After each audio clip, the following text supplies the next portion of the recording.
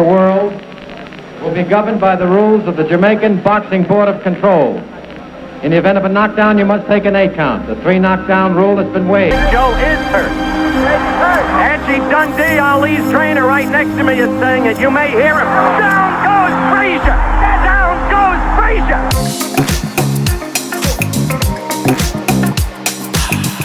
Hi guys, we, DT and DD, are on a mission called Mission 100K to achieve the milestone of 100K subscribers. So many friends watching the videos but not subscribing it. Please encourage us by pressing the subscribe and like buttons. Here is the deal. Once we reach the milestone of 100K subscribers, we will gift one lucky subscriber with a brand new Samsung Galaxy M14 5G mobile phone. So how do we select the lucky one? It's very easy. In the comment section of any one of the videos, kindly give a nice review. The best comment will be selected for the gift.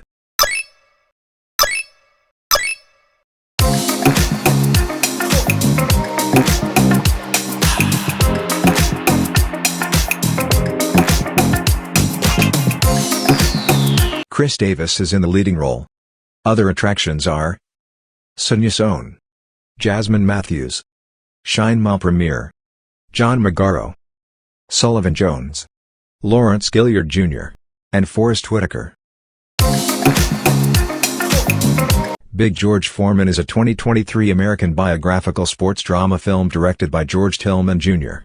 The film focuses on the real life of former world heavyweight boxing champion George Foreman. The story is written by George Tillman Jr., Dan Gordon, and Frank Baldwin. The screenplay is by George Tillman Jr. and Frank Baldwin.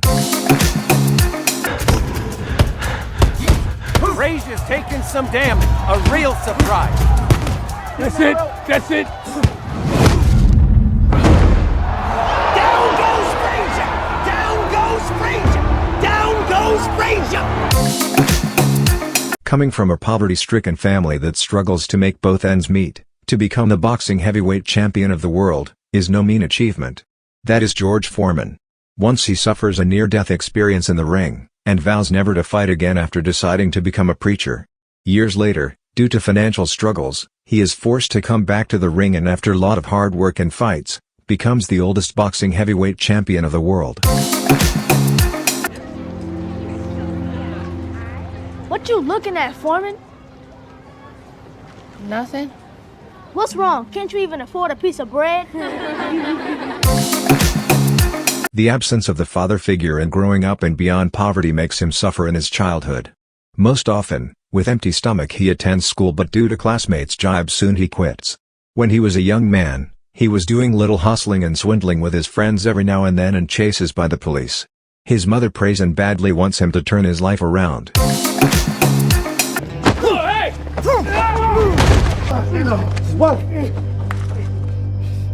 Surprise, boys.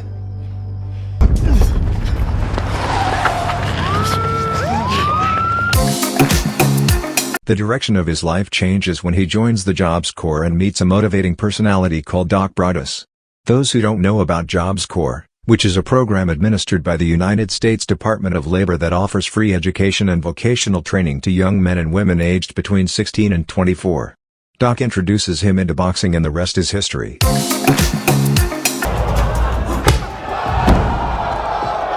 Get up!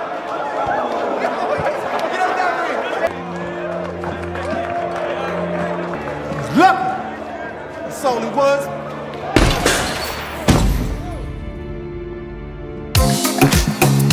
This is my opinion about the film. Although I know a little bit about George Foreman's real-life story, the film was decently engaging. I did learn more about the legendary Foreman's life from this movie. His story is nothing short of those fictional underdog Hollywood films. Although director George Tillman Jr. done a satisfactory job, the dramatic element was not up to the mark like in films Cinderella Man or Rocky. Some emotional and touching moments were there in the movie and of course it was engaging, but the filmmaker couldn't transform those scenes into perfection. What happened? Mary started bleeding. They're trying to save the baby, but they get Erica cut off. Well, you tell them whatever it costs. I'll pay for it. We need the best doctors. We already got the best doctors, George.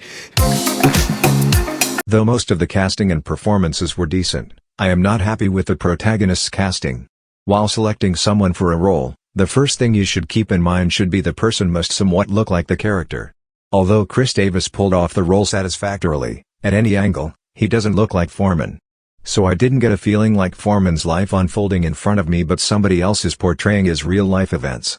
Look at the film Malcolm X. Denzel Washington was breathing life into Malcolm X again. Sullivan Jones, who emulated Muhammad Ali amazingly. Forrest Whitaker was always a performer and done the role of Doc Broadus excellently. Sonia Son as the mother was excellent. Shine Malpremier as the first wife and Jasmine Matthews as the second wife done their roles decently. Jasmine is a treat for the eyes. John Magaro as the drunkard friend who misappropriated Foreman's funds done an excellent job. Lawrence Gilliard Jr. got very little role in the film. Box is like a mummy. Come here. Oh, where you at? Oh, you over here. Oh. All of you sports writers, all of you suckers are going to regret making me the underdog. It felt like the momentum of the film was a bit odd. Sometimes the pacing was slow, then the next sequence bit rushed. The let-off was the fight sequences. After seeing Cinderella Man or Rocky, if you watch these action sequences, you may feel like watching something below standard. The choreography and dramatics was missing. The right build-up for the fight was not there. It may be due to the focus was more on the events in his personal life than the action.